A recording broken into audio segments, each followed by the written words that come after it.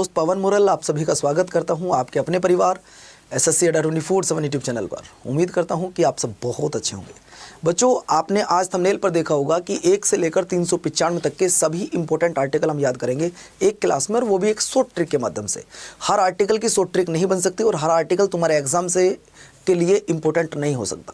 तो दोस्तों 1 से लेकर 395 तक जितने भी आर्टिकल हैं, उनसे जो भी इंपॉर्टेंट आर्टिकल हैं, आज वो सारे आपको मैं एक क्लास में ख़त्म करने वाला हूं। मैं उम्मीद करता हूं कि इस क्लास को आप लोग एक बार शेयर करोगे, वीडियो को लाइक करोगे बच्चों, और इस क्लास से जितने भी आपके पेपर में क्वेश्चन आते हैं वो सारे आपके कनेक्ट होंगे। जितने भी आपके पेपर में सवाल आएंगे वो सारे इस क्लास से आपको कनेक्ट मिल जाएंगे। ठीक है, तो चलो बच्चों शुरुआत करते हैं आज की बहुत शानदार सी क्लास।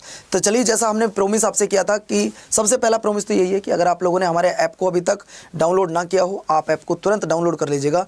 और जिस बच्चे ने अभी तक हमारे चैनल को सब्सक्राइब ना किया हो, ओके, वो चैनल को सब्सक्राइब कर लीजिएगा। ठीक है, तो चलो बच्चों, आज मैंने आपसे प्रॉमिस किया था कि मैं भारतीय संविधान के सभी महत्वपूर्ण अनुच्छेद। अब एक बच्चे का कमेंट्स आ रहा है कि सर क्या 395 आर्टिकल हमको पढ़ने पड़ेंगे? नहीं, आपको 395 आर्टिकल नहीं पढ़ने पड़ेंगे। सलीम, आपको 395 नहीं पढ़ने, इनमें से जो भी आपके लिए इंपॉर्टेंट होंगे रोहित, वही आपको पढ़ने हैं। पूनम, मैं आपको कई बार बता चुका हूँ कि आपके पेपर में जो भी इंपॉर्टेंट है मैं वही आपको कराऊंगा आज, चाहे आपका कोई भी एग्जाम हो। विनोद, ध्यान रखना, वो आपके पेपर में 60 से 70 ऐसे आर्टिकल हैं जो बार बार आपके पेपर में पूछे जाते रहे हैं। बस आप ये आर्टिकल पढ़ लो, आपको अलग से पढ़ने की कोई जरूरत नहीं पड़ेगी। ऐसा मैं आपको आज प्रॉमिस कर रहा हूँ, ऐसा मैं आपको आज विश्वास दिला रहा हूं। तो चलो बच्चों, हम शुरुआत करते हैं बातचीत ना करते हुए। और यहां आप लोग देख रहे होंगे भारतीय संविधान के महत्वपूर्ण अनुच्छेद। सर, इन्हें ट्रिक से याद किया जा सकता है? देखिए, सभी आर्टिकल को ट्रिक से याद नहीं किया जा सकता, लेकिन कुछ ऐसे आर्टिकल जरूर हैं जिन्हें आप एक ट्रिक के माध्यम से याद कर सकते हैं। तो चलो बच्चों, शुभ काम में देरी नहीं होनी चाहिए और शुरुआत करते हैं इस एक बहुत ही शानदार से सेशन की। मैं सबसे पहले लगभग 30 से 40 मिनट आपको थ्योरी पढ़ाने वाला हूं और लगभग 20 से 25 मिनट आपको एमसीक्यूज कराने वाला हूं। मतलब 1 घंटे के आसपास ये वीडियो रहेगी और उसमें हम कोशिश करेंगे जितने भी महत्वपूर्ण आर्टिकल हैं वो सब आपके खत्म किए जाएं। तो आर यू रेडी बच्चों? क्या आप सभी तैयार हैं? जितने भी बालक यहां पर बैठे हैं, और अगर आपका ये टॉपिक वीक है, और मैं जो विश्वास दिलाता हूं आपको, हर एग्जाम में 1 से 2 क्वेश्चन आपको पक्का मिलेगा। ऐसा कोई एग्जाम नहीं है, चाहे फिर वो कांस्टेबल का हो, चाहे फिर वो आप लोअर पीसीएस के एग्जाम की बात कर रहे हैं, वहां तो 3-4 क्वेश्चन आपको मिल जाएंगे। तो चलिए बच्चों, पहला क्वेश्चन मैं आपकी स्क्रीन पर लेकर आ रहा हूं। तो सर, सबसे पहले 3 चीज आप सुन लो। सबसे पहले आप सुन लो कि हमारे भारतीय संविधान में अगर आपसे पूछे कि कितने पार्ट हैं, अगर पार्ट पूछे तो आप कहोगे सर पहले 22 थे लेकिन आज 25 भाग हो गए हैं, जिन्हें हम लोग सब पार्ट भी कह सकते हैं, मतलब हम इन्हें उपभाग भी कह सकते हैं, वो 25 हो गए हैं। अगर आपसे पूछे सर ये बताओ आर्टिकल कितने हैं, तो आर्टिकल पहले 395 थे लेकिन आज आर्टिकल 470 प्लस हो गए हैं। सर अब देखिए बच्चों, समझने की कोशिश करो। मैंने आपसे कहा कि पहले 395 जब देश का संविधान लागू हुआ 395 आर्टिकल थे, आज 470 हो गए हैं। आप जरा इस चीज को ध्यान से समझो दोस्तों कि सर 395 396 आर्टिकल बताओ जरा कौन सा? काउंटिंग नहीं बढ़ी है। कभी आपको लगे कि गिनती बढ़ गई है, 396 बढ़ गया, 397 बढ़ गया, बेटे इनमें कुछ आर्टिकल ऐड हुए हैं। जैसे देखिए 21 तो था लेकिन 21 का ए पार्ट नहीं था, इसको ऐड किया गया। 51 तो था लेकिन 51 का ए पार्ट नहीं था, इनको ऐड किया गया। तो जो आर्टिकल बाद में ऐड किए गए हैं बच्चों, उनको जोड़कर ये आर्टिकल अब कितने हो गए हैं? 470 प्लस हो गए। जबकि मूल संविधान में 395 थे, 395 हैं और 395 आर्टिकल ही रहेंगे बच्चों। अगर आपसे पूछे शेड्यूल कितनी है, अगर आपसे पूछे शेड्यूल कितनी है, तो पहले 8 हुआ करती थी, आज हमारे देश के संविधान में 12 शेड्यूल हैं। बच्चों एक बात आपको और कहना चाहूंगा, अगर आप इंडियन कॉन्स्टिट्यूशन में कोई एक वर्ड ऐड करना चाहते हैं, मतलब कोई एक वर्ड जोड़ना चाहते हैं, या कोई भी एक वर्ड रिमूव करना चाहते हैं, आप कोई भी एक वर्ड हटाना चाहते हैं दोस्तों, आप संविधान में या तो कोई शब्द जोड़ना चाहते हैं या संविधान से कोई शब्द हटाना चाहते हैं, तो आपको कॉन्स्टिट्यूशनल अमेंडमेंट करना होगा, आपको संविधान संशोधन करना होगा, आपको संविधान संशोधन करना होगा। एक प्यारा सा नोट्स बना लो बच्चों, आज आप एक प्यारा सा नोट्स बना लीजिएगा। और दोस्तों अगर आप प्यारा सा नोट्स बनाएंगे तो फिर आपको कोई प्रॉब्लम नहीं होगी, जो मुझे लग रहा है। मैंने अभी जितने भी पॉइंट बोले हैं, आप इन पॉइंट को आप अपनी कॉपी में नोट करिए, बहुत प्यारा सा नोट्स बनाइएगा। और ये चीज़ मैं आपको बता दूं, अगर आप भारत के संविधान में कोई एक शब्द भी जोड़ना चाहते हैं या एक शब्द भी रिमूव या हटाना चाहते हैं, तो बच्चों आपको कॉन्स्टिट्यूशनल अमेंडमेंट यानी कि संविधान संशोधन करना होगा। और दोस्तों संविधान संशोधन की अगर मैं बात करता हूँ, इस संविधान संशोधन का जो प्रोसीजर है इसे कहाँ से लिया गया है? तो दोस्त ये जो संविधान संशोधन का प्रोसीजर है इसे साउथ अफ्रीका के देश से लिया, साउथ अफ्रीका के संविधान से लिया गया है। इसे साउथ अफ्रीका से लिया गया है। सर ये किस आर्टिकल में आता है? तो आर्टिकल 368 में आता है। सर ये किस पार्ट में आता है? तो पार्ट नंबर 20 में आता है। सारे फैक्ट कॉपी में लिखते रहिएगा। हमारे देश में जो पहला संविधान संशोधन हुआ वो 1951 में हुआ बच्चों, और आज तक यानी कि 2024 तक हमारे भारत के संविधान में 106 संविधान संशोधन हो चुके हैं। कितने दोस्तों? 106 संविधान संशोधन हो चुके हैं। तो जो तुम्हारे लिए इंपॉर्टेंट है वो सब मैं आज इस क्लास में कराऊंगा। 12 अनुसूची की याद करने की ट्रिक भी बताऊंगा। लेकिन अब हम सबसे पहले लेकर आते हैं, देखिए भारतीय संविधान में कितने भाग हैं? आपके 22 भाग हैं। आपको मेरे कहने से 10 भाग याद करने हैं, 10 भाग याद करने हैं। और सबसे पहले मैं एक ट्रिक लिख रहा हूं, भाग 5 तक की ट्रिक। बेटे ट्रिक है सनम ने मिस किया, सनम ने मिस किया। अब तुम चाहे यहाँ सोनम लिख लो, सुमन लिख लो, सविता लिख लो, जो तुम्हें लिखना हो, तुम बस सनम लिखना जरूर बच्चों। सनम ने मिस किया, भाई सनम ने मिस किया किसको? पीएम को। सनम ने मिस किया किसको? पीएम को। सर ये तो तुम मजाक कर रहे हो, पढ़ा कहाँ रहे हो? देखो दोस्तों, अगर मैं बात करता हूं, ये देखो आप, इस से का मतलब क्या हो गया? संघ व राज्य क्षेत्र। इसका मतलब हो गया संघ व राज्य क्षेत्र। अगर मैं इस न की बात करता हूं, नागरिकता, मैं की बात करता हूं, मूल अधिकार। बेटे भारतीय संविधान के 3 पार्ट आपको याद हो गए, जैसे कि संघ और राज्य क्षेत्र 1 भाग में, नागरिकता 2 भाग में, मौलिक अधिकार 3 भाग में, 3 भाग याद हो गए। नी का मतलब होता है राज्य के नीति निर्देशक सिद्धांत, भाग 4। इस मी का मतलब होता है मूल कर्तव्य यानी कि भाग 4 का कै। इस से का मतलब होता है संघ सरकार यानी कि बच्चों आपका भाग 5। अगर आपको भाग 5 की ट्रिक अच्छी लगी हो, ये सारी चीजें क्लियर हो गई हो, नोट्स बना लेना। 25 भाग में से आपको सिर्फ 10 भाग याद करने हैं। और पहली ट्रिक है बच्चों, सनम ने मिस किया। और अभी हम पहुंचे हैं सनम ने मिस किया किसको? पीएम को। आप अपना नाम लिख लेना, मैंने पीएम तो अपना लिखी है बच्चों, आप अपना लिख लेना बाबू। तो दोस्तों उम्मीद करता हूं कि आपको ये 5 पार्ट की ट्रिक बहुत अच्छी लगी होगी। सर अब इन 5 पार्ट में जितने आर्टिकल आते हैं पहले उनको एक्सप्लेन करते हैं। चलिए तो आर्टिकल की तरफ चलता हूं, लेकिन सबसे पहले पार्ट नंबर 1, संघ और उसका राज्य क्षेत्र। मैंने आपसे पहले ही कहा था संघ और उसका राज्य क्षेत्र। तो दोस्तों जब हम आर्टिकल नंबर 1, 2, 3, 4 की बात करते हैं, इसमें अगर मैं संघ और राज्य क्षेत्र की बात कर रहा हूं तो आर्टिकल नंबर 1 से लेकर और 4 तक है। इसमें जब हम आर्टिकल नंबर 1 देखते हैं तो आर्टिकल नंबर 1 में दिया गया है संघ का नाम और राज्य क्षेत्र। दोस्तों इसमें यह भी क्या गया है, इंडिया दैट इज भारत, ध्यान से सुनना, India that is Bharat shall be a union of state. यानी कि अगर आपसे पूछे कि भारत को क्या कहा गया है तो आप कह सकते हैं भारत को union of state, union of state भी कहा गया है। दोस्तों अब सारे आर्टिकल तुम्हारे लिए इंपॉर्टेंट नहीं है, जो इंपॉर्टेंट है वो मैं आपको जरूर कराऊंगा। यानी कि भारत को राज्यों का संघ कहा गया है, भारत को राज्यों का संघ कहा गया है। और ये किस आर्टिकल में लिखा बच्चों? आर्टिकल नंबर 1 में। न जाने पेपर में कितनी बार पूछा गया है। किसी भी राज्य को केंद्र से अलग हटने की अनुमति नहीं है, अपनी मर्जी से कोई राज्य अलग नहीं हो सकता। पूरे भारत का एक ही प्रधानमंत्री, एक ही झंडा, सब एक रहेगा, एक ही राष्ट्रगान, सब कुछ एक। दोस्तों हमारे यहाँ पे सेंट्रल गवर्नमेंट पावरफुल है स्टेट गवर्नमेंट के मुकाबले, ये भी आप ध्यान से सुन लो। हमारे देश के संविधान में भारत को 2 नामों से जाना गया है, India that is Bharat shall be a union of state according to the article number 1। India और भारत शब्द से हमारे देश के संविधान में भारत को जाना गया है। जबकि आप जानते हैं भारत को 6 नामों से जाना गया, भारत, इंडिया, हिंदुस्तान, आर्यव्रत, रेवाखंड और जम्बूद्वीप, इन 6 नाम से जाना गया है। लेकिन जब आप इंडियन कॉन्स्टिट्यूशन पढ़ते हैं तो इंडियन कॉन्स्टिट्यूशन में लिखा है कि भारत को सिर्फ 2 ही नामों से जाना गया है, इंडिया दैट इज भारत। ठीक है बच्चों। इसके बाद अगर मैं लेकर चलता हूं आर्टिकल नंबर 2 क्या कहता है, 2 और 3, आप लोग कंफ्यूज मत हो जाना। 2 और 3 मेरे प्यारे बच्चों कंफ्यूज मत हो जाना। 2 और 3 में क्या कह रहा है वो जरा इसे समझो, क्योंकि बहुत बच्चे हैं जो आर्टिकल नंबर 3 को लेकर बड़े कंफ्यूज रहते हैं। जो बच्चे आर्टिकल नंबर 2 और 3 को लेकर कंफ्यूज रहते हैं वो जरा देख लो। अगर मैं बात करता हूं किसी नए राज्य का प्रवेश या स्थापना, वो आर्टिकल नंबर 2 के द्वारा। लेकिन अगर किसी राज्य से राज्य बन रहे हो, जैसे मान लो आपने यूपी से यूके बना दिया, आपने यूपी से यूके बना दिया, तो दोस्तों तब आर्टिकल नंबर 3 होगा यूज। ध्यान रखना, अगर किसी नए राज्य का प्रवेश या स्थापना आप कर रहे हो, जैसे मान लो आपने पाकिस्तान का कुछ हिस्सा जीत लिया, उसे एक राज्य बना रहे हो, तो वो आर्टिकल नंबर 2 के द्वारा। लेकिन दोस्तों अगर किसी राज्य को आप अमेंडमेंट के द्वारा बना रहे हो, वो भी बच्चों आपका क्या, आर्टिकल नंबर 2 के द्वारा। लेकिन अगर किसी राज्य से कोई दूसरा राज्य बनाया जा रहा है, जैसे आंध्र प्रदेश से तेलंगाना बनाया गया, आंध्र प्रदेश से क्या बनाया गया, तेलंगाना बनाया गया, बिहार से क्या बनाया गया गुरुजी, बिहार से झारखंड बनाया गया, तो दोस्त याद रखना ये सब आर्टिकल नंबर 3 के द्वारा। अगर किसी राज्य का नाम बदलना हो, तो आर्टिकल नंबर 3 के द्वारा, एक राज्य से 2 राज्य करने हो या 2 राज्यों को एक कर देना हो तो आर्टिकल नंबर 3 के द्वारा।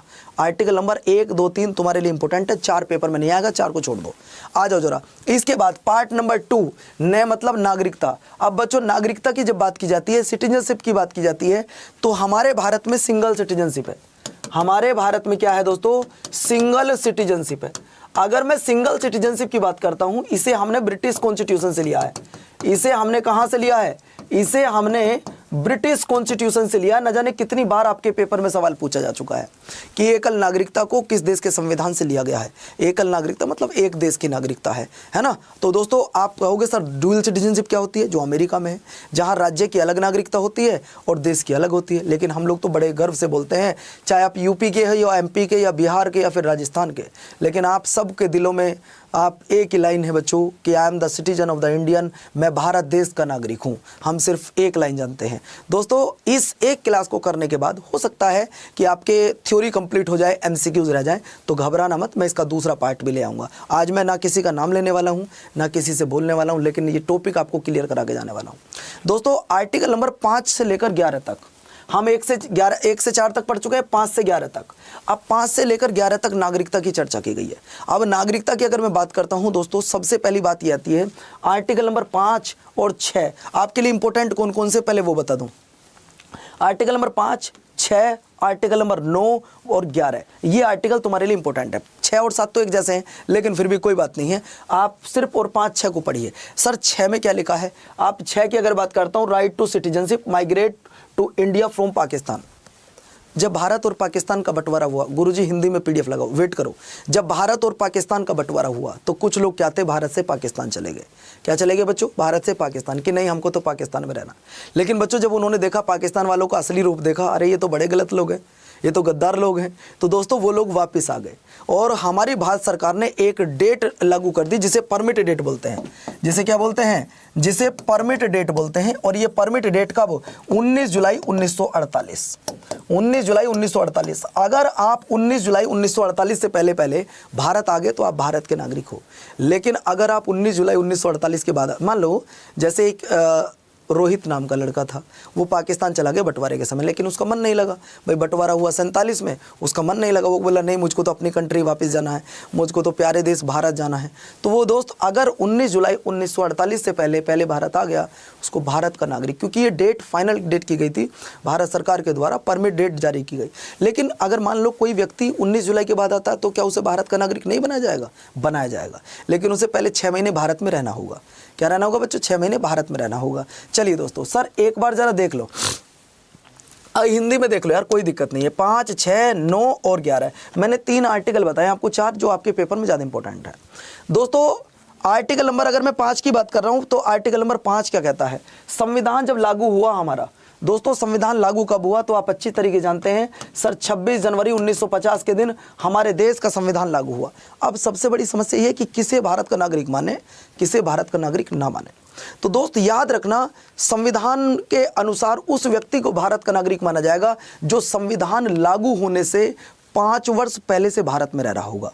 ध्यान रखना, आर्टिकल नंबर 5 एक लाइन बोलता है कि जो व्यक्ति 5 साल पहले से भारत में रह रहा है संविधान लागू होने से, उसे भारत का नागरिक माना जाएगा। सर और कोई दूसरा रीजन भी है? दूसरा एग्जांपल देखिए, दूसरा एग्जांपल ये है दोस्तों, एक तो 5 साल पहले से वो भारत में रह रहा हो, और दूसरा एग्जांपल ये है दोस्त, या तो उसके जन्म भारत में हुआ तो उसे भारत का नागरिक माना जाएगा। तीसरा ये कि उसकी मम्मी या पापा में से कोई एक भारत में जन्मा हो, मम्मी या पापा में से किसी एक का जन्म भारत में हुआ हो तो उसे भारत का नागरिक माना जाएगा। अब सबसे बड़ी समस्या ये थी कि जब भारत का संविधान लागू हुआ कि अब किसे भारत का नागरिक माने और किसे भारत का नागरिक ना माने। तो दोस्त तब क्या हुआ, तब ये 3 शर्त रखी गई कि जो व्यक्ति 5 साल पहले से भारत में रह रहा है संविधान लागू होने से, उसे भारत का नागरिक माना जाएगा। जिसका जन्म भारत में हुआ है उसे भारत का नागरिक माना जाएगा। अगर तुम्हारी मम्मी या पापा में से कोई एक भारत में जन्मा है तो तुम्हें भारत का नागरिक माना जाएगा। आर्टिकल नंबर 6 तुम समझ गए होगे क्या है बच्चों। अब आ जाओ दोस्तों, क्या भारतीय मूल के व्यक्तियों की, ये एनआरआई की अगर बात करूं, नागरिकता बने रहना। जैसे मान लो कोई व्यक्ति भारत का राजदूत ही मान लो कोई विदेश में गया है तो उसकी नागरिकता बनी रहेगी, नागरिकता खत्म नहीं होगी उसकी, ठीक है। आर्टिकल नंबर 9 क्या कहता है, जरा इसे अच्छे समझिएगा। स्वेच्छा से किसी विदेशी राज्य की नागरिकता लेना तो बच्चों ऐसा व्यक्ति की भारतीय नागरिकता समाप्त कर दी जाएगी। अब जरा ध्यान से सुनिएगा, एक लड़का था जिसका नाम था रोहित, एक लड़का था बच्चों जिसका नाम था रोहित। ये MBBS करने के लिए गया था। कहाँ पे गया था? अमेरिका। ये गया था अमेरिका MBBS करने के लिए, लेकिन वहाँ पे एक गुड़िया थी जिसका नाम था पैरी। बच्चों इसे पैरी से प्यार हो गया। ध्यान से सुनना, ये रोहित नाम का जो लड़का था गया था अमेरिका, लेकिन बच्चों वहीं से पैरी से प्यार हो गया। अब पैरी बोली कि मैं आपसे शादी करना चाहता हूँ, लड़की बोली मैं भी शादी करना चाहता हूँ। दोनों तैयार हैं, वो मियाँ बीबी राजी, तो क्या करेंगे काजी। अब जब दोनों तैयार हैं भैया, दोनों तो तैयार हैं, लेकिन दोस्तों लड़की ने एक शर्त रखी कि मेरे पास में 500 करोड़ रुपए से ज़्यादा है, मेरे पास में 500 करोड़ है। रोहित ने कहा तो मैं ज़िंदगी छोड़ दूँ 500 करोड़ में, तू बता क्या करना है। तो करना यह है कि पहले आपको अमेरिका की नागरिकता लेनी होगी।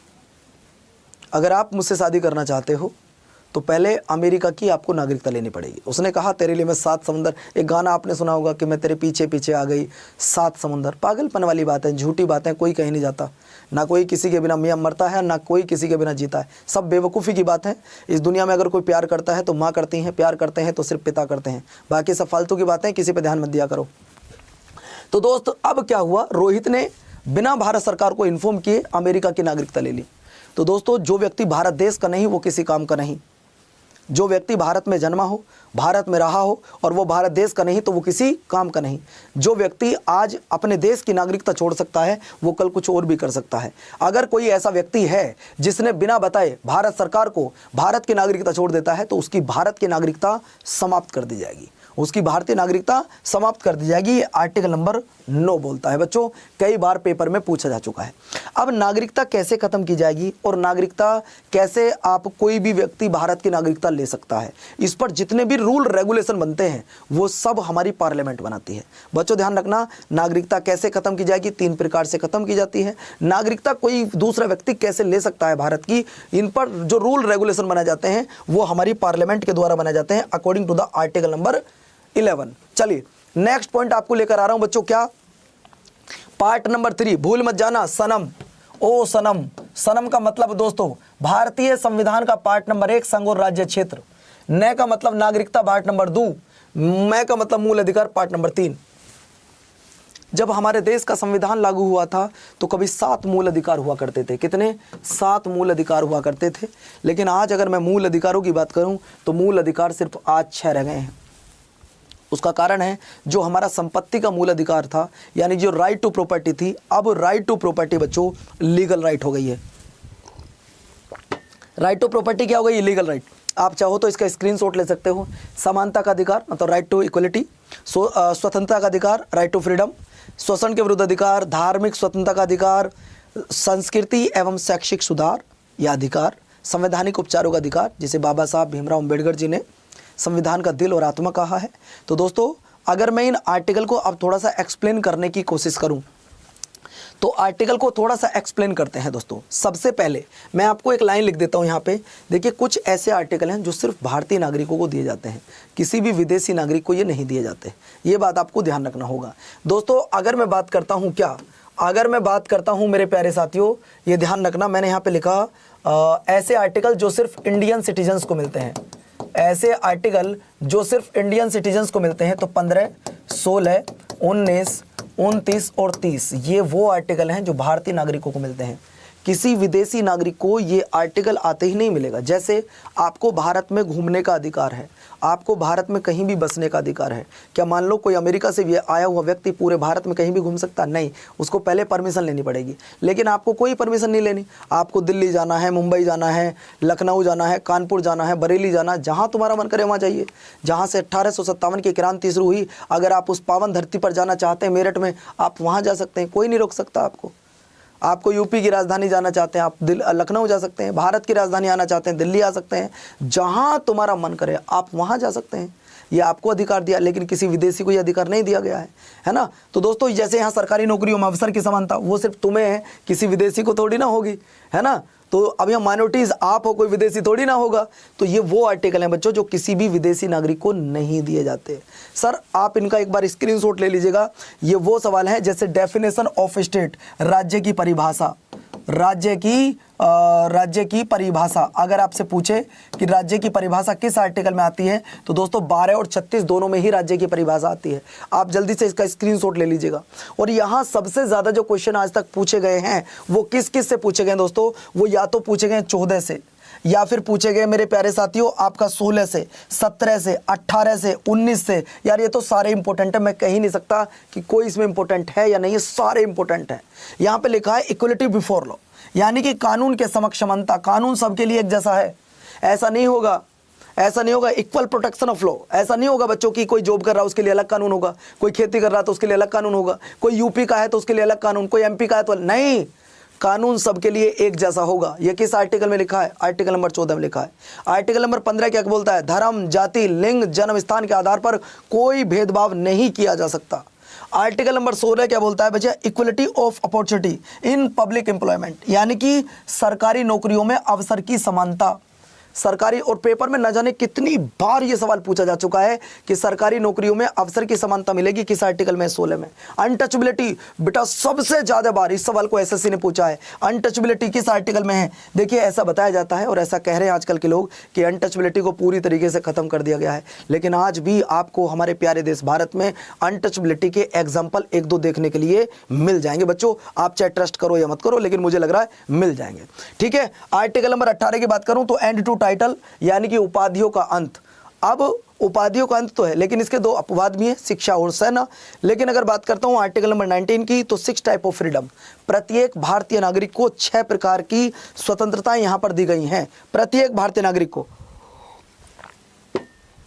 अब अगर आप चाहो, गुरुजी पहले आपने हमें एक बार हिंदी में इंग्लिश में दिखा दिया, सबसे ज्यादा इंपॉर्टेंट मेरे प्यारे साथियों आपका राइट टू लाइफ, इसके बाद right to education. Right to education original constitution में नहीं था, इसके लिए क्या किया गया? इसके लिए 86 कॉन्स्टिट्यूशनल अमेंडमेंट किया गया था। कब? 2002 में, तब जाकर इसको इंक्लूड किया गया है। चाइल्ड लेबर 24, यानी कि 14 वर्ष से कम आयु का बच्चा किसी भी खतरनाक मशीन पर काम नहीं करेगा।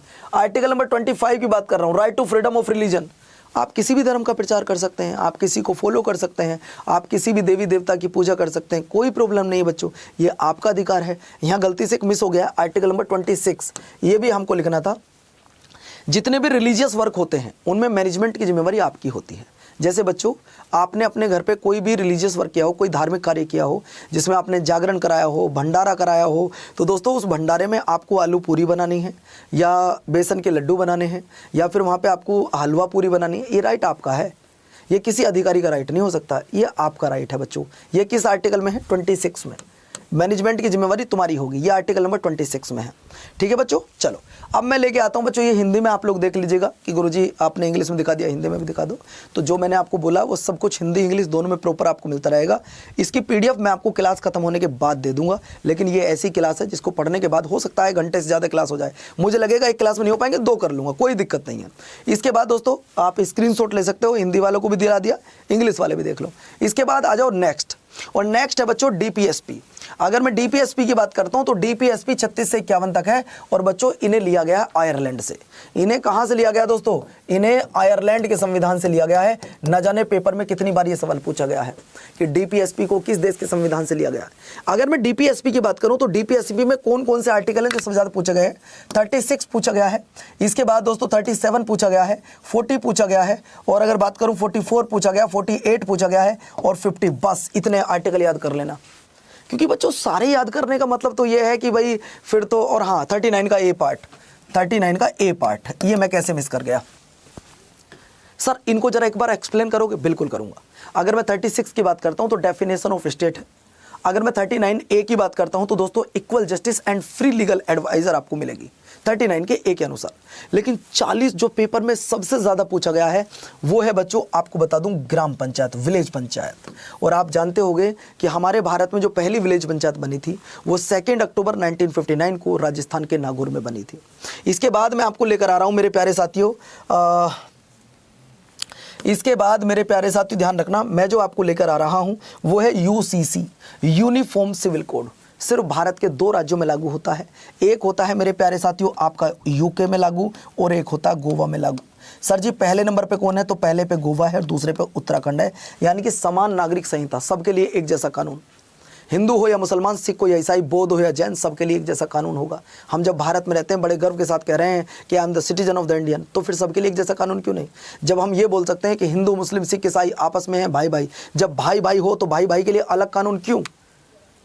मैं किसी को बढ़ावा नहीं दे रहा, ना मैं कोई धार्मिक बातें यहाँ पे कर रहा हूँ, लेकिन मैं आपसे एक बात पूछ रहा हूँ। जब हमारे यहाँ पे एक नारा चलता है कि हिंदू मुस्लिम सिख ईसाई आपस में हैं भाई भाई, ना किसी हिंदू को किसी मुसलमान से कोई प्रॉब्लम है, ना मुसलमान को हिंदू से प्रॉब्लम है, सब आपस में रहते हैं, भाई भाई की तरह रहते हैं, सब भाई भाई की तरह रहते हैं। लेकिन बच्चों फिर सबके लिए कानून अलग अलग क्यों?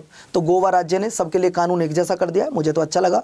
गोवा राज्य ने एक जैसा कानून कर दिया है। अब कुछ लोग इसको गलत बता रहे हैं, कुछ लोग सही बता रहे हैं। ना तो तुम जज हो ना मैं जज हूँ, हमें ये कहने का अधिकार नहीं है गलत है ये सही है, हमें पढ़ने का अधिकार है। और बच्चों आर्टिकल नंबर 44 में लिखा है uniform civil code applicable according to the article number 44, और स्टेट है आपके दो, पहला गोवा और दूसरा आपका उत्तराखंड। गोवा बना बच्चों 1987 में, यह ध्यान रखिएगा, 25वां राज्य बना था। इसके बाद article number 45 free and compulsory education. Free and compulsory education, जो भी बच्चा 6 वर्ष तक का होगा उसको राज्य फ्री शिक्षा दिलाएगा। उनको स्कॉलरशिप, उनको जैसे वजीफा तक बोलते हैं छोटे बच्चे, स्कॉलरशिप मिलेगी, वहाँ पे खाना भी मिलता है और बच्चों ड्रेस भी मिलती है, किताबें फ्री मिलती हैं। राज्य सरकार क्यों सारी चीज़ें करता है? ताकि अपने राज्य का लिटरेसी रेट बढ़ाया जा सके, साक्षरता दर बढ़ाई जा सके। ठीक है बच्चों, चलिए तो अब आ जाओ बच्चों, इन्हें आप हिंदी में भी देख लीजिएगा। सर आपने कौन कौन से इंपॉर्टेंट बताए, 36 भी आप लिख लीजिएगा कि इन्हें आप कोर्ट में नहीं ले जा सकते, इन्हें कोर्ट से बाहर रखा गया है। 39 का ये समान न्याय और निःशुल्क विधिक सहायता। 40 की बात करता हूँ तो ग्राम पंचायत। अगर बात करता हूँ मेरे प्यारे साथियों 44 समान नागरिक संहिता। 45 की बात कर रहा हूँ निःशुल्क और अनिवार्य शिक्षा। अगर बात कर रहा हूँ दोस्तों 48 कृषि और पशुपालन, ये आप मैं नहीं पढ़ा पाया, इसे देख लो एक बार, कृषि और पशुपालन। और दोस्तों इसके बाद 48 का ए पर्यावरण वन वन्यजीव का संरक्षण। 49 राष्ट्रीय महत्व के स्मारक और स्थानों की सुरक्षा संरक्षण करना, जैसे ताजमहल हो गया, लाल किला हो गया, इंडिया गेट हो गया, उनकी सुरक्षा करना, ये हमारी ड्यूटी है। अगला article number 50 separation of power, हमारे भारत में रूल लागू होता है सेपरेशन ऑफ पावर। इसका मतलब आप समझते हैं सेपरेशन ऑफ पावर का मतलब क्या होता है? सेपरेशन ऑफ पावर का मतलब होता है शक्ति के पृथक्करण का सिद्धांत, शक्ति का बंटवारा। अगर सारी पावर किसी एक व्यक्ति के हाथ में रहेंगी तो पूरे भारत में रूल रेगुलेशन कभी अच्छा नहीं हो पाएगा, इसलिए शक्ति को 2 पार्टों में डिवाइड किया गया है। ठीक है दोस्तों, तो ये आपके 50 में है। अगला अंतर्राष्ट्रीय शांति और सुरक्षा, ये आपके आर्टिकल नंबर 51 में है। अब आ जाओ जरा यहाँ पे, इसे थोड़ा समझिएगा, इसे थोड़ा समझिएगा दोस्तों, और समझाना बहुत ज़्यादा जरूरी है। एक क्लास में नहीं होगा, 2 क्लास में हो जाएगा, 1-1 घंटे की 2 क्लास ले लेंगे, लेकिन डरना नहीं। अगर मैं मौलिक कर्तव्यों की बात कर रहा हूं तो दोस्तों ये ओरिजिनल कॉन्स्टिट्यूशन में नहीं थे। एक कमेटी बनाई जाती है भारत सरकार के द्वारा, जिस कमेटी का नाम था सरदार स्वर्ण सिंह। एक कमेटी बनाई जाती है लल्ला, जिस कमेटी का नाम था सरदार स्वर्ण सिंह, वो कमेटी थी सरदार स्वर्ण सिंह कमेटी थी। इस कमेटी की सिफारिशों पर हमारे देश के संविधान में एक अमेंडमेंट किया गया, और बच्चों वो अमेंडमेंट था 42 कॉन्स्टिट्यूशनल अमेंडमेंट एक्ट 1976। और दोस्तों इसी अमेंडमेंट के द्वारा फंडामेंटल ड्यूटीज़ को इंक्लूड किया गया। और फंडामेंटल ड्यूटीज़ को कहाँ से लिया गया? तो फंडामेंटल ड्यूटीज़ को रसिया के संविधान से लिया गया है। आप बता दो दोस्तों, ध्यान रखना, सर 1950 में कितने मूल कर्तव्य थे? 0। सर 1976 में कितने हो गए? सर 10। और भाई साहब 2002 के बाद कितने हैं? तो ये 11 हैं। याद रखना, कभी कंफ्यूज हो जाओ कि पहले कितने मूल कर्तव्य थे, आज कितने मूल कर्तव्य हैं, नया कौन सा जुड़ा है, सब बताऊंगा आपको। लेकिन 42वां संविधान संशोधन 1976 में हुआ था, ये तुमको याद रखना है। इसी संविधान संशोधन को मिनी कॉन्स्टिट्यूशन भी कहा जाता है, मिनी कॉन्स्टिट्यूशन ऑफ इंडिया किसे कहा जाता है? तो दोस्तों आप कहोगे सर जी 42वें संविधान संशोधन को मिनी कॉन्स्टिट्यूशन ऑफ इंडिया कहा जाता है। मैं चाहता तो इस टॉपिक के आपको 20 सवाल करा देता, 50 करा देता, 100 करा देता। मैं जानता हूँ ये जितने बच्चे अब बैठे हैं ये इससे दुगने तिगने बच्चे होते, लेकिन बच्चों मुझे ज़्यादा बच्चों की आवश्यकता नहीं है, मुझे उन सीरियस बच्चों की आवश्यकता है जो इस बार सिलेक्शन लेना चाहते हैं, है ना बच्चों। दूसरी बात अब ये आती है कि सर मौलिक कर्तव्य होते क्या हैं? मौलिक कर्तव्यों के बारे में थोड़ा सा बता तो दीजिए। राइट और ड्यूटी में क्या फ़र्क होता है, थोड़ा ये तो बताइएगा। राइट अगर आपके ना फॉलो करे कोई तो आप डायरेक्ट कोर्ट में जा सकते हो। अगर आपके फंडामेंटल राइट का कोई वायलेशन करता है, जैसे राइट टू एजुकेशन की बात करूं, आप पढ़ने जा रहे थे, किसी ने आपको पढ़ने से रोका, आप डायरेक्टली कोर्ट जा सकते हो, ये भी तुमको याद रखना होगा। इसके बाद मेरे प्यारे साथियों, अगर मैं मूल कर्तव्यों की बात करता हूँ तो मूल कर्तव्य क्या है? मूल कर्तव्य है कि हमें संविधान का पालन करना है, हमें शहीदों का सम्मान करना है, ये हमारा मौलिक कर्तव्य है। मान लो कहीं भगत सिंह जी की स्टैचू लगी है, आप जानते हो दोस्तों कि 23 मार्च 1931 का वो दिन जब हमारे 3 बड़े भाई भगत सिंह, सुखदेव, राजगुरु जी, 3 क्रांतिकारी, 3 हंसते हंसते आप सबके लिए, मेरे लिए, इस पूरे हिंदुस्तान के लिए अपने प्राण न्यौछावर कर दिए। 23 मार्च 1931 का वो दिन जब अंग्रेजी हुकूमत ने तीनों भाइयों को फांसी की सज़ा सुनाई थी। अब दोस्तों बात यह आती है जो तुम्हारे लिए जाननी बहुत ज़्यादा ज़रूरी हो गई है। सर ऐसा क्यों ज़रूरी हो गया है, एक बार बताओगे? जी हाँ, एक बार नहीं, चाहे मुझे 10 बार भी बताना पड़ा तो मैं 10 बार भी बच्चों आपको बताऊंगा। पेपर के लिए इंपॉर्टेंट है इसलिए बता रहा हूँ। हमें सरकारी संपत्ति का नुकसान नहीं करना चाहिए। ये हमारा क्या है, जो गवर्नमेंट की प्रॉपर्टी होती है। आपने देखा होगा बच्चों, कुछ ऐसे शरारती तत्व होते हैं जो रोडवेज होती हैं, जो सरकारी बसें होती हैं, उस बस की सीट को फाड़ देते हैं। क्या वो बस आपकी है या वो सीट आपकी है? आपने वो सीट क्यों फाड़ी बच्चों? लेकिन ऐसा करते हैं कुछ लोग आपने देखा होगा कि उस सीट पर मोबाइल नंबर लिख देंगे, जो भी तुम्हारा मोबाइल नंबर होगा इस तरीके से, और लिख के नीचे लिख देंगे प्लीज़ कॉल मी पूजा, ऐसे किसी का नाम, या प्लीज़ कॉल मी पवन, कुछ लिख देंगे बच्चों वहाँ पे जाके। भैया ये क्या कर रहे हो आप? ये गवर्नमेंट प्रॉपर्टी है, आपने सीट को फाड़ दिया, सीट पे मोबाइल नंबर तक लिख दिया। ये आपका फंडामेंटल ड्यूटी है, आपको नहीं करना ऐसा। लेकिन अगर आप करते हो तो आगे से मत करिएगा। सरकारी संपत्ति का नुकसान नहीं करना है, ये हमारा फंडामेंटल राइट है बच्चों। कुछ ऐसे बच्चे होते हैं जो सीट को फाड़ देते हैं, है ना, उस पर नंबर तक लिख देते हैं। सरकारी स्कूल में जब आप पढ़ने जाते हो, बहुत सारे बच्चे आप में से गए भी होंगे सरकारी स्कूल में, तो जो बेंच हैं वहाँ पे सीट है जिस पे आप बैठते हो, वो सीट आपकी तो नहीं है, लेकिन गारंटी से बता रहा हूँ अगर स्कूल के उस कमरे में जहाँ पे आप पढ़े थे अगर 20 सीट है तो 20 की 20 पे नाम जरूर लिखा होगा। तो ऐसे शरारती आप लोग रहे, हम भी रहे हैं कभी, हमने भी वहाँ पे पढ़ाई की है जहाँ आप करके अब आए हैं। तो दोस्त ये बात ध्यान रखना, ऐसा नहीं करना है। आगे से अगर कोई ऐसा करता है तो वो गलत है, ये अपराध की श्रेणी में आता है। ये अगर बात करूँ ये आपका कर्तव्य, ऐसा मत करिए बच्चों। बस शहीदों का सम्मान करना है, अगर आप नहीं भी करोगे तो कोई दिक्कत नहीं है, लेकिन करना चाहिए, आपकी ड्यूटी है करना। तो आपको वो भी चाहिए कि माता पिता के पैर छूने चाहिए, नहीं छूते कुछ होता थोड़ी ना है आपको शहीदों का सम्मान करना। कहीं राष्ट्रगान, राष्ट्रीय ध्वज, अगर मैं राष्ट्रगान की बात कर रहा हूँ तो 52 सेकंड तक सीधे खड़े हो जाइएगा, एक बार सैल्यूट कर दीजिएगा। तो दोस्त ये बहुत सारी चीज़ें हैं जो हमें करनी चाहिए, और ये सारी चीज़ें हमारे ओरिजिनल कॉन्स्टिट्यूशन में नहीं थी, इसे हमने रूस के संविधान से लिया। और बच्चों कब 1976 में लिया, 42 कॉन्स्टिट्यूशनल अमेंडमेंट एक्ट, किसके कहने पर? सरदार स्वर्ण सिंह के पर। और दोस्तों ये बात ध्यान रखना, ये फंडामेंटल ड्यूटीज अब आपके क्लियर हो गए, आपके क्लियर हो गए। अगर आपसे पूछे कि आज कितने फंडामेंटल ड्यूटीज़ हैं तो आप कहोगे सर आज फंडामेंटल ड्यूटी जो है वो है 11। ठीक है बच्चों, अगला सवाल देखिए। अब मैं आपको लेकर आ रहा हूँ प्रेसिडेंट ऑफ इंडिया, भारत के राष्ट्रपति। अगर मैं भारत के राष्ट्रपति की बात करता हूँ, उनसे रिलेटेड जितने भी इंपॉर्टेंट आर्टिकल हैं वो सारे मैं आपको कराने वाला हूँ। ये आर्टिकल आपके सामने मैंने लिखे हैं बच्चों, 52, 53, 54, 55, 56, 57, 58, 60 और सर 61, ये सारे ही आर्टिकल इंपॉर्टेंट है। मैं एक भी ये नहीं कह सकता बच्चों, अब ये क्लास 2 पार्ट में कंप्लीट होगी, मुझे नहीं लगता। मैं 30-35 मिनट हो चुकी है बच्चों, और अभी तो हम 61 आर्टिकल पर आए, यहाँ पहुँचने में भी टाइम लगेगा। तो दोस्तों आर्टिकल नंबर 52 में भारत के जो राष्ट्रपति हैं उनके बारे में बताया गया कि भाई भारत के एक राष्ट्रपति होंगे जिसे भारत का प्रथम नागरिक कहा जाएगा। अब बात आती है कि sir executive power of centre, चलो ये भी छोड़ो, 53 में कर लेना। Article number 54, election of president, election of president. दोस्तों अगर मैं राष्ट्रपति के चुनाव की बात करूं, क्या आप में से किसी बच्चे ने राष्ट्रपति के चुनाव में कभी वोट डाला है? आपसे पूछना चाहता हूं, क्या आप में से कभी किसी बच्चे ने राष्ट्रपति के चुनाव में वोट डाला है? अगर आपने राष्ट्रपति के चुनाव में वोट नहीं डाला तो दोस्तों ध्यान रखिएगा, ये जो चुनाव हो जाएगा वो इनडायरेक्ट हो जाएगा। कैसा हो जाएगा बच्चों? इनडायरेक्ट, यानी कि अप्रत्यक्ष। आप लिखोगे कि राष्ट्रपति का जो चुनाव होता है, ये द्रौपदी मुर्मू जी है, प्रणाम करते हैं, इनकी भी लाइफ में बड़ा स्ट्रगल रहा है बच्चों, पति गया, बच्चा गया, बहुत सारी चीज़, बहुत सारे स्ट्रगल। ये दूसरी महिला राष्ट्रपति हैं, पहली आदिवासी महिला राष्ट्रपति हमारे देश को जो एट प्रेजेंट राष्ट्रपति हैं। तो दोस्तों बात यह है कि हमारे देश के जो राष्ट्रपति का चुनाव होता है दोस्तों, वो होता है इनडायरेक्ट, जिसमें ना तो आप वोट डालते हो ना मैं डालता हूँ, हमारे द्वारा चुने गए जो प्रतिनिधि हैं वो वोट डालते हैं। जैसे आपने अपने एरिया से एक एमएलए चुना और एक एमपी चुना, एमएलए भी वोट डालता है राष्ट्रपति के चुनाव में, एमपी भी वोट डालता है, लेकिन डायरेक्टली ना आप कभी वोट डालते हैं ना मैं वोट डालता हूं।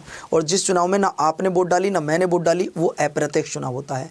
तो आर्टिकल नंबर 54 में राष्ट्रपति के जो चुनाव है बच्चों, उसके बारे में बताया गया है कैसे चुनाव होगा। अब आता है article number 55, mood off election. इसे मेथड ऑफ इलेक्शन भी कह सकते हैं। हिंदी में बोले तो चुनाव की रीति। चुनाव की रीति कैसी है, जैसे आपने देखा होगा कि जब तुम्हारे गांव में ग्राम प्रधान का चुनाव हो या तुम एमएलए के लिए वोट डालने जा रहे हो, तो दोस्तों 2 कैंडिडेट हो या 5 कैंडिडेट हो। मान लो तुम्हारे गांव में चुनाव हो रहा है और एक्स वाई जेड ये 3 कैंडिडेट खड़े हैं, एक्स वाई जेड। आप कितने मेंबर को वोट डालोगे? आप किसी एक मेंबर को, जिसको पसंद कर रहे हो, आप जिसके साथ खड़े हो, आपको लग रहा है कि सर मैं तो एक्स को जिताना चाहता हूं, तो आप एक इसको वोट डालोगे। दूसरा मेंबर आएगा, वो बच्चों ध्यान रखना, वो जेड को वोट डालेगा। तीसरा आएगा, वो ए को डालेगा, फिर वो इसको, यानी कि जो भी डालेगा वो एक को वोट डालेगा। लेकिन राष्ट्रपति के चुनाव में ऐसा नहीं होता। राष्ट्रपति के चुनाव में एकल संक्रमणीय पद्धति के द्वारा चुनाव होता है। अगर यहाँ पे 3 व्यक्ति खड़े हैं तो तीनों को ही वोट देनी होती है। जैसे अगर मान लो यहाँ पे 3 व्यक्ति खड़े हैं, एक आया जिसका नाम था पवन, उससे कहा गया कि आपको क्या करना दोस्तों, अब आपको वोटिंग देनी है। तो दोस्त ध्यान रखना, उसने कहा जी पहले नंबर पे जेड को बनाओ, अगर ये भी ना बने तो दूसरे पे वाई को बना दो, ये भी ना बने तो जेड को तीसरे पे बना दो। तो अब आपको तीनों को वोट देनी है, चाहे बने कोई भी। दोस्तों ये बात ध्यान रखना, अब बने कोई भी, आपने तीनों के लिए वोट करिए। तो इसमें इसे बोलते हैं मेथड ऑफ इलेक्शन, है ना। तो ये मेथड ऑफ इलेक्शन जो है वो आर्टिकल नंबर 55 में आता है। अब आ जाओ दोस्तों, क्या टेन्योर ऑफ प्रेसिडेंट, राष्ट्रपति का कार्यकाल। अगर मैं राष्ट्रपति के कार्यकाल की बात करता हूं तो हमारे देश में जो राष्ट्रपति होते हैं उनका कार्यकाल होता है 5 साल का।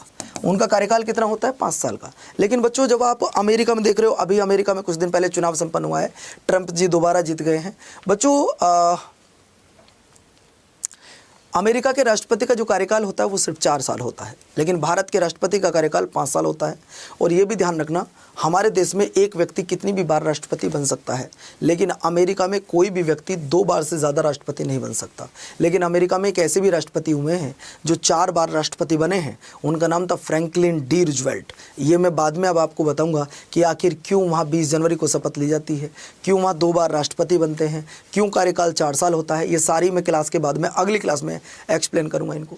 अब बात आपको बताया हमने टेन्योर ऑफ प्रेसिडेंट, यानी कि राष्ट्रपति का कार्यकाल। भारत में 5 साल, अमेरिका में 4 साल, स्विट्जरलैंड में 1 साल। अब आता है बच्चों आर्टिकल नंबर 57, री इलेक्शन ऑफ द प्रेसिडेंट। अब राष्ट्रपति जी चुनाव जीत गए, 1 साल पूरा कार्यकाल संपन्न हो गया 5 साल का, क्या दोबारा चुनाव लड़ सकते हैं? तो दोस्तों ये ध्यान रखना, राष्ट्रपति जी दोबारा भी चुनाव लड़ सकते हैं। हमारे भारत में एक व्यक्ति कितनी भी बार राष्ट्रपति बन सकता है, लेकिन ऐसा सौभाग्य सिर्फ बिहार के लाल देश रत्न डॉक्टर राजेंद्र प्रसाद जी को ही प्राप्त हुआ है कि जब वो 2 बार राष्ट्रपति बने, वरना तो यहाँ कोई भी व्यक्ति 1 बार से ज़्यादा राष्ट्रपति बना नहीं है। इसके बाद आ जाओ बच्चों क्वालिफिकेशन ऑफ प्रेसिडेंट। अगर आप भारत का राष्ट्रपति बनना चाहते हैं तो क्वालिफिकेशन क्या होने चाहिए? बच्चों क्वालिफिकेशन की अगर मैं बात करूँ तो आप पढ़े लिखे हो या ना हो, आप 10th पास हो ना हो, सब चल जाएगा। लेकिन पहला he should be a citizen of the Indian, आप भारत के नागरिक होने चाहिए। अगर आप भारत के नागरिक हैं तो आप दोस्तों ध्यान रखना, आप राष्ट्रपति बन सकते हैं। देखो मैं अभी बन सकता हूं, मैंने पहली शर्त बोली कि वह भारत का नागरिक हो। मैं भी नागरिक हूं, आप भी नागरिक हैं, आप में से भी कोई बन सकता है, मैं भी बन सकता हूं। दूसरी शर्त, उसकी एज 35 वर्ष होनी चाहिए। अब ना तुम्हारी 35 वर्ष है ना मेरी 35 वर्ष है, इसलिए तुम भी नहीं बन सकते, मैं भी नहीं बन सकता। बच्चों ये ध्यान रखना। तो अगर आप राष्ट्रपति बनना चाहते हो, भारत का नागरिक हो, एज 35 साल हो और बच्चों किसी लाभ के पद पर ना हो। सर लाभ का पद क्या होता है? लाभ का पद गवर्नमेंट जॉब ना हो, वह कहीं पर चाहे चपरासी हो, उसको पहले वहाँ रिजाइन करना पड़ेगा, तभी जाकर वह राष्ट्रपति बन सकता है। अब जैसे मैं प्राइवेट जॉब कर रहा हूँ, मैं राष्ट्रपति बनना चाहता हूँ, मैं बन सकता हूँ, लेकिन मेरी एज 35 साल नहीं है, अभी तो 30 भी नहीं हुई है। इसके बाद अगला पॉइंट आता है, वह लोकसभा में मेंबर चुने जाने की योग्यता रखता हो। अगर ये 5 पॉइंट हैं तो आप राष्ट्रपति बन सकते हो। मैंने ये नहीं कहा कि बन जाओगे, बन सकते हो। पहली शर्त फिर से कह रहा हूं, भारत का नागरिक हो, एज 35 साल हो, किसी लाभ के पद पे ना हो, और लाभ का पद क्या होता है सर? Government job. ठीक है भैया, चलो लास्ट आता है article number 7, oath and affirmation, मतलब शपथ की बात कर रहा है। बच्चों राष्ट्रपति को जो शपथ दिलाते हैं, राष्ट्रपति को जो शपथ दिलाते हैं वो ध्यान से सुनना। अगर मैं बात कर रहा हूं ओथ की, ओथ एंड अफर्मेशन की अगर मैं बात कर रहा हूं दोस्तों, तो यहां पे मैंने लिखा प्रेसिडेंट और यहां पे मैंने लिखा बच्चों सीजीआई।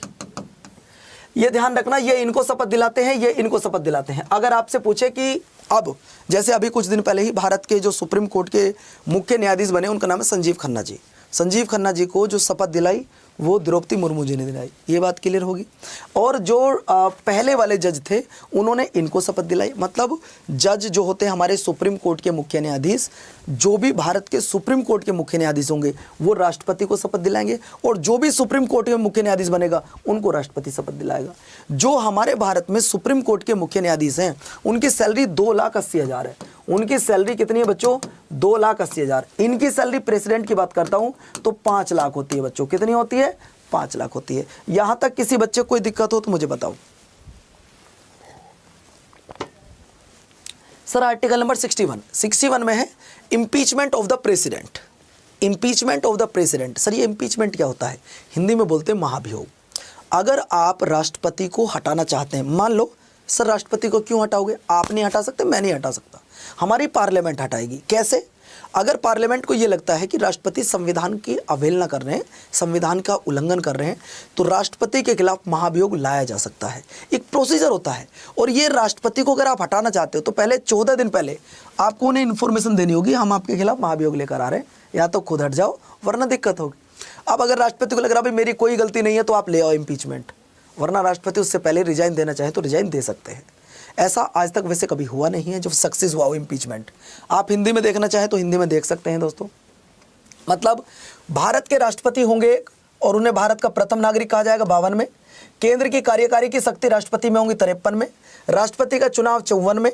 राष्ट्रपति के चुनाव का तरीका एकल संक्रमणीय मत प्रणाली में, लिख भी देता हूं यहाँ पे, एकल संक्रमणीय मत प्रणाली के द्वारा चुनाव होगा बच्चों। ठीक, इसके बाद राष्ट्रपति का कार्यकाल मैंने बता दिया 5 साल होता है। योग्यता क्या होती है ये क्लियर कर दी। 60 शपथ ये क्लियर कर दी। 61 महाभियोग ये भी मैंने क्लियर कर दिया आपको। क्लियर? अब आ जाओ अगले पर, वाइस प्रेसिडेंट। बच्चों अगर मैं वाइस प्रेसिडेंट की बात करता हूं, vice president of India at present अगर बात की जाए तो वो जगदीप धनखड़ जी हैं। वो कौन है बच्चों? जगदीप धनखड़ जी हैं। जैसे आपने देखा 52 में हमारे क्या थे? प्रेसिडेंट। वैसे ही आप लोग 63 में देखेंगे तो वाइस प्रेसिडेंट को आपका मिल जाएगा बच्चों। लेकिन दोस्तों जो सबसे ज़्यादा जरूरी होते हैं यहाँ पे उसे मैं आपको बताऊंगा 64, ex officio chairman of Rajya Sabha. जो भी हमारे देश के राष्ट्रपति होंगे, जो भी हमारे देश जो भी हमारे देश के उपराष्ट्रपति होंगे, वाइस प्रेसिडेंट होंगे, वो हमेशा राज्यसभा के चेयरमैन होंगे। ये बात ध्यान रखना, पेपर में सवाल पूछा जाता है कि उस सभा के अध्यक्ष का नाम बताइए जो उस सभा का सदस्य ही नहीं होता है। तो दोस्तों वो राज्यसभा के सभापति उपराष्ट्रपति होते हैं, जो कि कभी राज्यसभा के सदस्य होते ही नहीं है। अगला, इसके बाद में मेरे प्यारे साथियों क्या आपको जो पढ़ना है 66 इलेक्शन ऑफ वाइस प्रेसिडेंट, उपराष्ट्रपति का चुनाव। इसके बाद में 67 की बात कर रहा हूं तो टेन्योर, और इसके बाद 69 की बात कर रहा हूं ओथ। सर ओथ कौन दिलाएगा? राष्ट्रपति दिलाएंगे। ठीक है बच्चों, आप चाहो तो इसका स्क्रीनशॉट ले सकते हो, आप चाहो तो इसका स्क्रीनशॉट ले सकते हो। 63, 64, 66। हाँ, अगर राष्ट्रपति नहीं है तब उपराष्ट्रपति राष्ट्रपति के रूप में काम करेगा। यह आर्टिकल नंबर 65 में लिखा है। आ जाओ जरा दोस्तों, अब ये कुछ इंपॉर्टेंट आर्टिकल हैं जो तुम्हारे सामने लिखे हैं। मुझे उम्मीद है कि आप लोग इसका स्क्रीनशॉट ले लोगे, फिर बाद में मैं एक्सप्लेन करूंगा। एक बार आप लिख लो जरा, आप एक बार लिख लो इसे, एक बार आप पहले लिख लीजिएगा इसको। स्क्रीनशॉट ले लिया आपने? अब देखो जितने आर्टिकल लिखे हैं 1 2 3 4 5 6 7 8 9 10, ये 10 आर्टिकल हैं। ऐसा कोई एग्जाम नहीं जो यहाँ से सवाल ना आया हो, सिर्फ इन 10 आर्टिकल से बच्चों। ये वो 10 आर्टिकल हैं जहाँ से बार बार पेपर में सवाल आता है, और इन 10 आर्टिकल को इतने अच्छे से पढ़ लेना ताकि कोई क्वेश्चन आए तो तुरंत आप कर सको। देखिए आर्टिकल नंबर 76 में दिया अटॉर्नी जनरल ऑफ इंडिया, जिसे भारत का महान्यायवादी बोला जाता है। बच्चों ये भारत के राष्ट्रपति को राइट दिया गया है कि वो भारत में महान्यायवादी को अपॉइंट करेंगे according to the article number 76। यानी कि भारत के महान्यायवादी की जो नियुक्ति की जाएगी वो राष्ट्रपति के द्वारा की जाएगी और आर्टिकल नंबर 76 के द्वारा की जाएगी। इसके बाद एडवोकेट जनरल ऑफ स्टेट, हमारे देश में होते हैं अटॉर्नी जनरल ऑफ इंडिया, और हमारे राज्य में क्या होते हैं? एडवोकेट जनरल ऑफ स्टेट, जिसे हिंदी में बोलते हैं महाधिवक्ता। और महाधिवक्ता को जो अपॉइंट करते हैं वो गवर्नर करते हैं, और गवर्नर मतलब राज्यपाल, according to the article number 165। अब 3 आर्टिकल क्या है? 79, 80, 81 पार्लियामेंट, कंपोजिशन ऑफ राज्यसभा। छोड़ दो सारी चीजें, एक नाम बता रहा हूं आपको, और नाम है सरला। नाम है बच्चों क्या? सरला। सर ये क्या मजाक है? देखो, इस स का मतलब हो गया संसद, र का मतलब हो गया राज्यसभा, और बच्चों ला का मतलब हो गया लोकसभा। आप देखो मजाक है क्या है, 79, 80 और 81 तीन आर्टिकल याद हो गए तो लिख दो लव यू मोरल भैया। तीन आर्टिकल, यहां राज्यसभा होगी 80 में, ये देखो 80 में, ला मतलब लोकसभा होगी 81 में, होगी 81 में होगी दोस्तों। इसके बाद अगर मैं लेकर आ रहा हूं आपको speaker and deputy speaker of Lok Sabha, एक लोकसभा में अध्यक्ष होगा और एक उपाध्यक्ष होगा। इन सब की जो चर्चा की गई है वो 93 में की गई है। पिछली बार CHSL का जब पेपर हुआ था तो इसमें सवाल पूछा गया था, उसमें ये सवाल पूछा गया था। इसके बाद आर्टिकल नंबर 110 की बात कर रहा हूं तो दोस्तों उसमें डेफिनेशन ऑफ मनी बिल, धन विधेयक, और धन विधेयक को लेकर जो पावर है वो लोकसभा के पास है। Very very most important question है बच्चों, आपसे पूछेगा बताइए मनी बिल किस आर्टिकल में आता है, तो मनी बिल की अगर मैं बात करता हूं मनी बिल 110 में आता है। अब अगला एक सवाल आप लोग देख रहे होंगे, आर्टिकल नंबर 110 में लिखा है एनुअल फाइनेंशियल स्टेटमेंट, बजट शब्द के लिए यहां पे क्या दिया गया है, ये बजट शब्द के लिए एनुअल फाइनेंशियल शब्द का प्रयोग किया गया है। मतलब हमारे देश के संविधान में बजट शब्द का प्रयोग नहीं है, एनुअल फाइनेंशियल शब्द का प्रयोग आप कर सकते हैं। इसके बाद अगर मैं 213 और 123 देखो तो बिल्कुल सेम है। हमारे देश में एक वर्ड आप सुनेंगे अध्यादेश। अध्यादेश जारी करने का राइट दो व्यक्तियों के पास है, उधर राष्ट्रपति के पास है, इधर राज्यपाल के पास है। लेकिन दोस्तों अधिकार दिया गया राष्ट्रपति को 123 के अनुसार और राज्यपाल को दिया गया 213 के अनुसार कि वो क्या कर सकते हैं, अध्यादेश जारी कर सकते हैं। Ordinance power of the president according to the article number 123। और यहाँ पे दिया गया बच्चों गवर्नर के लिए ordinance power of the governor according to the article number 213। तो ये पावर दी गई है राष्ट्रपति को और ये पावर दी गई है राज्यपाल को। दोनों के आर्टिकल मैंने आपको बता दिए। इंग्लिश में ये देख लो, हिंदी में बच्चों इसका स्क्रीनशॉट ले लो। हिंदी में बच्चों इसका आप स्क्रीनशॉट एक बार ले लीजिएगा, आप इसका स्क्रीनशॉट ले लो। कोई बात नहीं, एक क्लास में नहीं होंगे, मैं 2 क्लास ले लूंगा, आप घबराओ मत। आपके सारे आर्टिकल याद कराने की जिम्मेवारी मेरी है। आर्टिकल के लिए मैं खड़ा हूं ना तुम्हारे सामने, आर्टिकल मैं याद कराऊंगा। इसका भी पहला पार्ट आया, दूसरा पार्ट आएगा, खत्म कर देंगे। अगला देखिए, अब दोस्तों हम आपको 124, 214, 153, 266, 280, 267, 312, 324 इन आर्टिकल पर ले जाने से पहले एक आर्टिकल जो रह गया पीछे से उसे एक बार बताऊंगा। और वो आर्टिकल कौन सा रह गया, आर्टिकल नंबर 72। दोस्तों 72 और 85 ये 2 आर्टिकल रह गए, इन दोनों को समझिए। हमारे भारत में डिस्ट्रिक्ट कोर्ट, हाई कोर्ट और सुप्रीम कोर्ट, जिसे मैं बहुत अच्छी तरीके से पढ़ाऊंगा। जुडिशरी क्या है बहुत अच्छे तरीके से आपको पढ़ाया जाएगा। लेकिन हमारे भारत में डिसीजन देने का जो राइट है, हमारे भारत में दोस्तों ध्यान से सुनना, हमारे भारत में मैंने आपको सिखाया ये डिस्ट्रिक्ट कोर्ट है, ये हाई कोर्ट है और सबसे ऊपर क्या है, supreme court. Sir supreme court कहाँ है, दिल्ली में। हाई कोर्ट भारत के राज्यों में है और आपको पता होगा जैसे यूपी के हाई कोर्ट की बात करूँ तो इलाहाबाद में है। और भारत में सुप्रीम कोर्ट तो एक है, लेकिन हाई कोर्ट की बात कर रहा हूँ तो 26 है। अब दोस्तों एक व्यक्ति है जो उसका नाम है एक्स और एक का नाम है वाई। इस एक्स ने वाई का मर्डर कर दिया, ध्यान से सुनो। इस एक्स ने क्या किया, एक्स ने वाई का मर्डर कर दिया। तो जो एक्स है इसने वाई का मर्डर कर दिया। एक्स को डिस्ट्रिक्ट जो आपकी हाई कोर्ट है, हाई कोर्ट ने 10 साल की सजा दी। 10 साल की सजा है और आपको जेल में पत्थर तोड़ने का काम करना होगा। लेकिन ये व्यक्ति अनसेटिस्फाइड हुआ, ये हाई कोर्ट के इस फैसले को चैलेंज देता है और कहाँ पहुँच जाता है, सुप्रीम कोर्ट में। लेकिन जब ये सुप्रीम कोर्ट के पास पहुँचा तो सुप्रीम कोर्ट ने भी कहा कि आपने गलत किया है और आपकी इस सज़ा को बरकरार रखते हुए आपको यही सज़ा माननी पड़ेगी। अब वो व्यक्ति कहाँ जा सकता है दोस्तों, आप जानते हो कि हमारे भारत में कोर्ट, सुप्रीम कोर्ट से बड़ा कोई कोर्ट नहीं होता। अब ये व्यक्ति अपील नहीं कर सकता। हमारे भारत में जो सबसे बड़ा अंतिम अपीलीय न्यायालय होता है वो कौन सा होता है, सुप्रीम कोर्ट। अब क्या करेगा यह व्यक्ति अब राष्ट्रपति के लिए हाथ जोड़ के क्षमा मांगेगा, बाबूजी प्लीज़ मुझे माफ़ कर दो। राष्ट्रपति चाहे तो उस व्यक्ति को माफ़ कर सकता है। मैंने अभी आपसे कहा कि एक एक्स नाम का व्यक्ति, इसने मर्डर कर दिया, हाई कोर्ट ने इसे 10 साल की सज़ा दी, सुप्रीम कोर्ट ने भी सज़ा दी। अगर ये व्यक्ति राष्ट्रपति के पास जाता है तो राष्ट्रपति चाहे तो उसकी सज़ा को बिल्कुल माफ़ कर सकते हैं। राष्ट्रपति चाहे तो बच्चों इस सज़ा को बिल्कुल भी ख़त्म कर सकते हैं। और हाँ, अगर किसी व्यक्ति को मृत्युदंड दिया है तो राष्ट्रपति उस सज़ा को भी बिल्कुल माफ़ कर सकते हैं, ये तुम याद रखना। अगर किसी व्यक्ति को मृत्युदंड भी दे दिया राष्ट्रपति ने तो राष्ट्रपति इस सजा को बिल्कुल भी माफ कर सकते हैं। ठीक है, राष्ट्रपति किसी के मृत्युदंड को माफ कर देंगे। हाँ, सजा का प्रारूप भी बदल सकते हैं, सजा को कम भी कर सकते हैं। जैसे मान लो आपको 10 साल की सजा है, वो 5 की कर सकते हैं, तो सजा को कम भी कर सकते हैं ना। चलिए अगला सवाल देखो। अब आता है यहाँ पे बच्चों 124, 214, 153, 266, 280, 266, 267, 312, 324, ये ऐसे आर्टिकल हैं जहाँ से आपको हर बार एक क्वेश्चन देखने के लिए मिलता है। आर्टिकल कितने हैं? 1 2 3 4 5 6 7 8 आर्टिकल हैं। इनको याद करते हैं, फिर खत्म करके अगली क्लास में करेंगे बच्चों। आर्टिकल नंबर 124 कह रहा है establishment of supreme court, supreme court की स्थापना।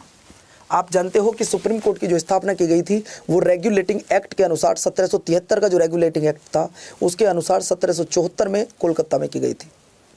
इसके बाद जब दिल्ली दरबार लगा उसके बाद दोस्तों 1911-12 में भारत की जो राजधानी है वो कोलकाता से दिल्ली आती है और भारत का जो सुप्रीम कोर्ट है उसे कोलकाता से दिल्ली लाया जाता है। अगर सुप्रीम कोर्ट की बात करता हूं तो आज सुप्रीम कोर्ट में कुल मिलाकर जजों की संख्या 34 है, जिसमें एक सीजीआई होता है और बाकी अदर जज होते हैं। इसके बाद अगर मैं बात करता हूं दोस्तों, आर्टिकल नंबर 214 में लिखा है high court of state, Bharat के प्रत्येक राज्य में एक हाई कोर्ट होगा, लेकिन है नहीं। आर्टिकल नंबर 153 में लिखा है गवर्नर ऑफ स्टेट, यानी कि राज्यों में राज्यपाल होगा। 155 में क्या लिखा है? 155 में लिखा appointment of governor by the president. अगर गवर्नर की नियुक्ति की जाएगी तो वो कौन करेगा बच्चों? वो करेंगे हमारे देश के राष्ट्रपति, आर्टिकल नंबर 155 के अनुसार। इसके बाद 266 और 267 दोनों को एक साथ याद करना। सर 266 में क्या कहता है? वो कहता है consolidated fund of the public account fund. ये कहना क्या चाहता है? इसे हिंदी में बोलते हैं संचित निधि। इस संचित निधि पर दोस्तों केंद्र सरकार का अधिकार होता है। किसका होता है दोस्तों? केंद्र सरकार का अधिकार होता है। लेकिन ये जो कॉन्टीजेंसी फंड होता है, कॉन्टीजेंसी फंड ऑफ इंडिया, इस पर सिर्फ प्रेसिडेंट का राइट होता है, इस पर सिर्फ प्रेसिडेंट का राइट होता है। ठीक। आर्टिकल नंबर 280 की बात करता हूं तो फाइनेंस कमीशन, और फाइनेंस कमीशन हमारे भारत में बच्चों पहला जो फाइनेंस कमीशन बना था वो 1951 में बना था, जिसके अध्यक्ष केसी नियोगी थे, और वर्तमान में 15वां वित्त आयोग चल रहा है, आप सभी जानते हैं, जिसके अध्यक्ष एन.के. सिंह है। 312 की बात करता हूं तो 312 में लिखा ऑल इंडिया सर्विस, यूपीएससी के लिए कानून बना सकते हैं। 324 में लिखा है, 324 से लेकर और 329 तक की अगर मैं बात करूं तो बच्चों इसमें दिया है इलेक्शन कमीशन। इसमें क्या दिया है? इलेक्शन कमीशन दिया है बच्चों। जितने भी इंपॉर्टेंट आर्टिकल हैं मैंने वो सब आपको कराने की कोशिश की है। इसके बाद अगर मैं आप ये हिंदी में आप लिख सकते हैं, क्योंकि मैं आज सारे इंग्लिश में आपको करा रहा हूं।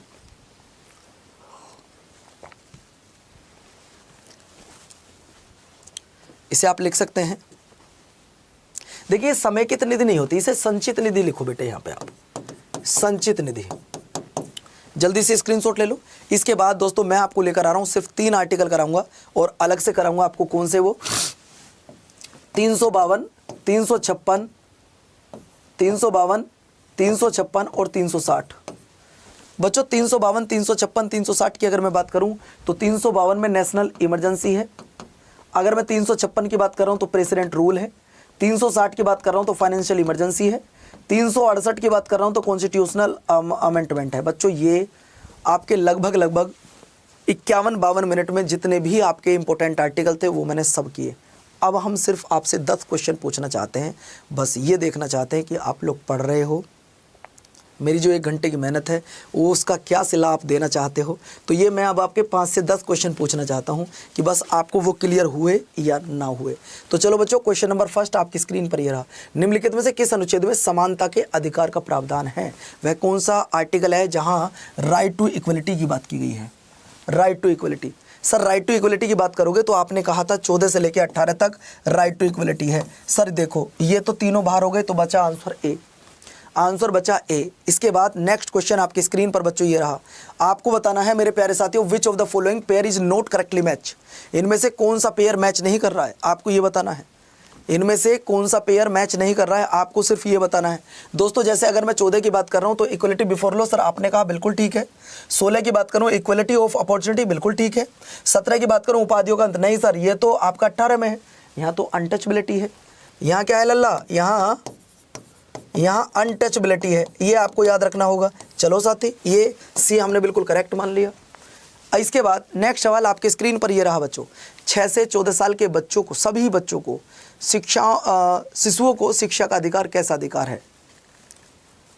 Right to of all children of the age of 6 to 14 year to education. दोस्तों ये हमारा एक फंडामेंटल राइट है, ये ओरिजिनल कॉन्स्टिट्यूशन में नहीं था, इसके लिए अमेंडमेंट किया गया, मैंने आपको बताया था। इसके लिए सर 86 कॉन्स्टिट्यूशनल अमेंडमेंट किया गया था 2002 में, और तब जाकर हमारे देश के संविधान में आर्टिकल नंबर 21 का ए पार्ट इंक्लूड किया गया था। ये मैं आपको सब पढ़ा चुका हूँ, सब समझा चुका हूँ। नेक्स्ट सवाल देखिएगा। नेक्स्ट सवाल है दोस्त, आपको बताना है कि वित्त आयोग किस आर्टिकल में है? अभी बताया मैंने थोड़ी देर पहले ही। अभी थोड़ी देर पहले मैं आपको बता के आया हूँ वित्त आयोग। देखो कहाँ पर है वित्त आयोग, ये रहा। अगर मैं वित्त आयोग की बात करता हूँ तो भाई ये रहा, देखो वित्त आयोग, फाइनेंस कमीशन।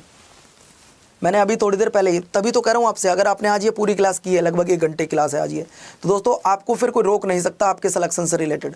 ठीक है, कोई क्वेश्चन आपका रुकेगा नहीं। अब आप देखो, तब आपका आंसर आ जाएगा सर जी 280। क्या आ जाएगा सर? 280 बिल्कुल करेक्ट आंसर हो जाएगा। इसके बाद नेक्स्ट सवाल आपकी स्क्रीन पर ये रहा, अल्पसंख्यकों के हितों की सुरक्षा पर किस आर्टिकल में प्रावधान किया गया? मैंने आपसे कहा था माइनॉरिटीज किस आर्टिकल में आते हैं। अगर मैं माइनॉरिटीज की बात कर रहा हूं तो माइनॉरिटीज 29 एंड 30 आर्टिकल में आते हैं। 29 एंड 30 आर्टिकल में आते हैं बच्चों, ये तुम्हें याद रखना होगा। अगर मैं 29 और 30 की बात कर रहा हूँ बच्चों, पेपर में आने वाला सवाल है सर ये रहा आर्टिकल 29। ठीक है, ऐसे आप करो। अगला सवाल आपकी स्क्रीन पर बच्चों ये रहा, आपको बताना है कि अपनी पसंद के व्यक्ति से विवाह करने का अधिकार भारतीय संविधान के किस अनुच्छेद का एक अभिन्न अंग है? देखो, आप किसी लड़की को प्यार करते हो, वैसे प्यार व्यार सब धोखा है, कोई किसी का अपना नहीं होता है, मम्मी अपनी है पापा अपने, बस बात खत्म। ठीक है, शादी हो जाए पत्नी तुम्हारी है वो एक अलग चीज़ है, लेकिन ये प्यार व्यार सब धोखा है। शादी से पहला जो प्यार होता है वो प्यार व्यार नहीं होता है बच्चों। तो मैं बस यही आपसे कहना चाहूँगा, ऐसा ना हो कि आप अपने पापा से घर जाके अभी बोलो कि पापा मैं उस लड़की को पसंद करता हूँ, चलो मेरी शादी करवाने चलो। ऐसा नहीं हो सकता। वो लड़की भी आपको प्यार करती हो, आपकी एज 21 साल हो, लड़की की 18 साल हो, तो शादी हो सकती है। ऐसा ना हो कि आपको कोई पसंद है और वो आपको पसंद तो छोड़ो, वो आपको कभी देखना पसंद नहीं करती और आप बोलो चलो पापा शादी करवाओ, तो फिर आपने वहाँ पिटने के ढंग कर दिए हैं। फिर आपके पापा आप पे डंडा बजाएंगे, वो एक अलग बात है।